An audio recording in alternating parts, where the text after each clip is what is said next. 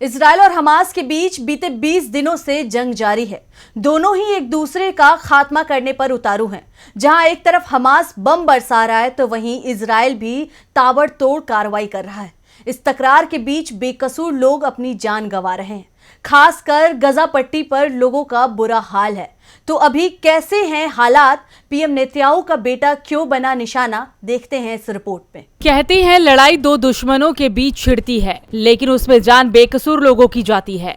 अभी गजा में भी यही हालात हैं, जहां इजराइल और हमास की तकरार बेकसूर लोगों की जान जाने की वजह बन गई है, क्योंकि दोनों ही एक दूसरे से बदला लेने के लिए गजा पट्टी पर जमकर कार्रवाई कर रहे हैं, जिसमें बच्चे, बूढ़े, युवा सबकी जान काल के गाल में समा रही है। दरअसल जवाबी कार्रवाई के दौरान इजरायली सेना ने उत्तरी गजा पट्टी के लोगों को दक्षिण की तरफ जाने के लिए कहा था। हालांकि अब दक्षिण की ओर जा चुके फिलिस्तीनी भी सुरक्षित नहीं है। इजराइल अब दक्षिण गजा पर भी हमले कर रहा है। गजा वासियों को दक्षिण की ओर जाने के लिए कहने के बाद से इजरायली सेना ने पूरे क्षेत्र के ठिकानों को निशाना बनाना शुरू कर दिया। अस्पताल, मस्जिद, चर्च, हर जगह को इजराइल निशाना बना रहा है, जिसमें बड़ी संख्या में नागरिक अपनी जान दे रहे हैं। इजराइल की इस कार्रवाई का जमकर विरोध हो रहा है, तो वहीं दूसरी तरफ पीएम नेतन्याहू के बेटे को लेकर भी सवाल उठ रहे हैं।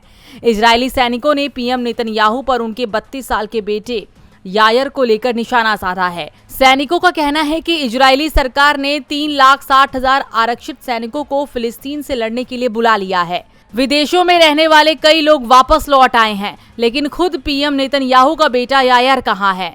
इजरायली सैनिकों ने नाराजगी जाहिर करते हुए सख्त लहजे में पूछा कि यायर अभी तक अमेरिका में क्यों रह रहे हैं? वो उनके साथ जंग क्यों नहीं लड़ रहे? वो हमास के खिलाफ लड़ने के लिए अभी तक इजराइल क्यों नहीं आए? रिपोर्ट्स के मुताबिक यायर इस साल की शुरुआत में फ्लोरिडा चले गए थे। यायर की समुद्र के किनारे वाली एक फोटो वायरल हो रही है। इसमें कई लोग दावा कर रहे हैं कि वो मियामी में मौज ले रहे हैं। अब इन तस्वीरों के सामने आने के बाद से पीएम की किरकिरी हो रही है। अब देखना होगा कि इस जंग पर क्या असर पड़ता है। डीबी लाइव की रिपोर्ट।